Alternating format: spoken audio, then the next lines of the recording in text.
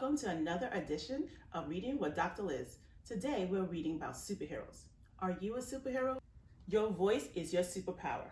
A Beginner's Guide to Freedom of Speech and the First Amendment by Jessica and Sandy Bauer. When you think of a superhero, who do you see? A masked and caped crusader saving kittens stuck in trees? Some superheroes are strong, and some of them can fly. But what really makes them super comes from deep inside. Good news, little hero. The power is in you. Your voice is your superpower. It lets your feelings shine through. Every voice is different. That makes us unique. Does my voice sound like your voice?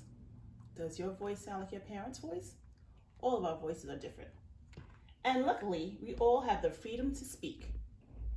You're free to be quiet and free to be loud, but not too loud, especially not in school. Free to speak up or blend in with the crowd. Free to tell the world who you want to be. Free to say, this is what matters to me. What matters to you? What are you going to tell the world? You're free to kneel and free to stand. Free to listen or raise your hands. Free to pray and sing, not just in the shower. I do my best singing in the shower. Free to talk and debate about people in power. You're free to read books and sign your name to a letter. We all have so many freedoms, freedoms that are guaranteed under our Constitution. Free to march with a sign saying, make our lives better. Free to join a group or just sit things out. Be true to who you are. It's what free speech is about. Like all important things, free speech can be tricky. I wonder why free speech can be tricky. Let's find out together.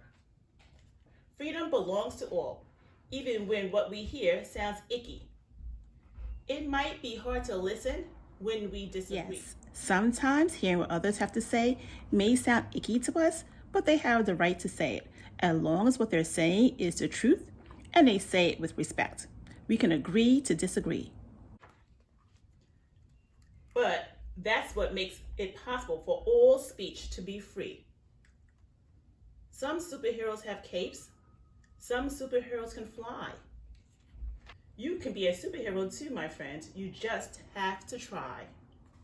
Raise your voice, open your ears. Be part of the future we shape. Your voice is your superpower. You don't need a cape. Unless, of course, you just really like wearing capes. Like I have on my Wonder Woman cape today. And what makes you a superhero? And how are you going to use your superpower voice to change the world? Right now, I'm going to work on thinking about my superpowers. I'm going to write it down in my new book. Why don't we get started together? Thank you for joining me for another episode of Reading with Dr. Liz, the superhero edition.